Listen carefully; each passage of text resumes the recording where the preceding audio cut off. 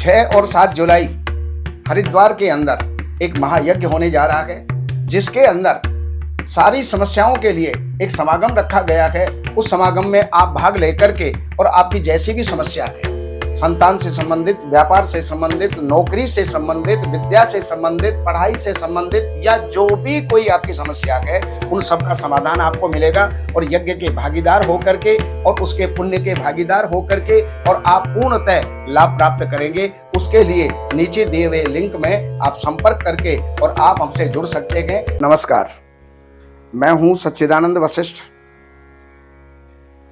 सज्जनों, बहुत सी वीडियो आप लोगों के सामने हम लाए, उनकी जानकारी भी आपने ली और उनसे लाभ भी आपने उठाया, लेकिन अब कुछ कड़वी जानकारी देने का प्रयास कर रहा हूं।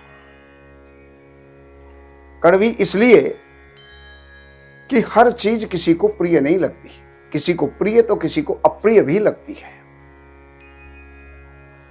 अब महिलाओं की बात है। महिलाओं का सबसे सुखी रहने का साधन और सबसे दुखी रहने का साधन इस वीडियो के माध्यम से आप जानेंगे। देखिए, महिलाएं श्रृंगार प्रिय होती हैं, सदा श्रृंगार करके रहती हैं, सज करके धज करके बढ़िया से बढ़िया जो है वस्त्र पहन करके और वो प्रसन्न होती हैं।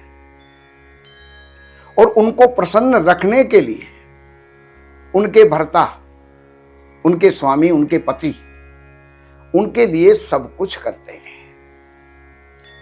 अपने लिए चाहे वो कुछ करे या ना करे, लेकिन पत्नी को जो है सदा सजी संवरी रखने के लिए बहुत कुछ करते हैं, बहुत कुछ खर्च करते हैं और उससे महिलाएं प्रसन्न भी रहती हैं।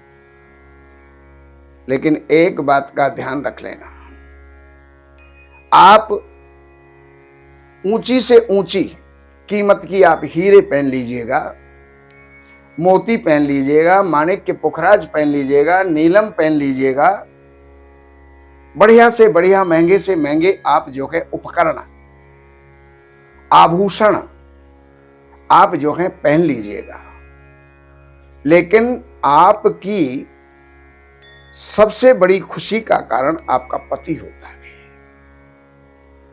अगर आप अपने जीवन के अंदर इतनी सजी संवरी आप रहें और पति का सम्मान नहीं कर पाई, बात बात के अंदर पति को ताने देना, बात बात के अंदर बुरा भला कहना, ये जो है आपके लिए शोभनीय नहीं है।